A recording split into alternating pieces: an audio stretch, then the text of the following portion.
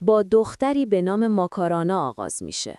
او به اتهام زیر پا گذاشتن قوانین شرکتی که در اون کار میکرده دستگیر شده و به 7 سال زندان محکوم شده. او در مورد این اتفاق به خانوادش چیزی نگفته و او با دوستانش به یک سفر دریایی میره. در ادامه ماکارانا به همراه چند زندانی جدید به بخش زندان زنان منتقل میشه. سپس رئیس بخش زنان رو برای بررسی لخت میکنه.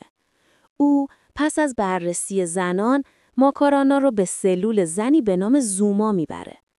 زوما یک زن بیرحمه. تقریباً همه کاره زندانه. زوما از حضور ماکارانا در سلولش راضی به نظر نمیرسه و رئیس زندان رو تهدید میکنه تا اون رو به عنوان تازه وارد به بخش دیگه‌ای وارد کنه.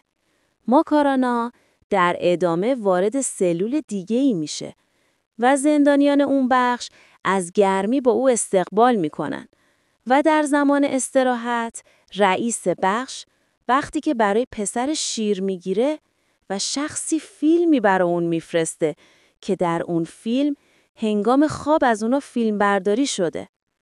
رئیس به خاطر امنیت پسرش از زوما میترسه، زیرا او افراد زیادی رو در خارج از زندان داره که میتونن به او آسیب بزنن. به همین خاطر رئیس با تمام خواسته‌های او موافقت میکنه که او حتی به زوما کارتی رو داده که با اون میتونه هر سلولی رو باز کنه. در نیمه‌های شب ماکارانا به خاطر استرس زیاد نمیتونه بخوابه. به همین خاطر لیندا با گرفتن دستاش بهش آرامش میده. ماکارانا در ادامه متوجه خالکوبی شماره‌های روی دست لیندا میشه.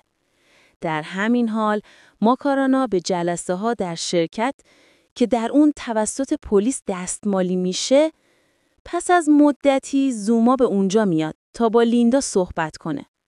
او به راحتی درب سلول رو باز میکنه و لیندا رو برای کشیدن سیگار به بیرون میبره.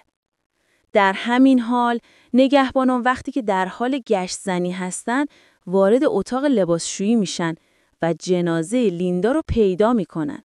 در صحنه بعد یک دختر همجنسگرا به ماکارانا درخواست دوستی میده و دختر خیلی دوست داره با اون رابطه داشته باشه.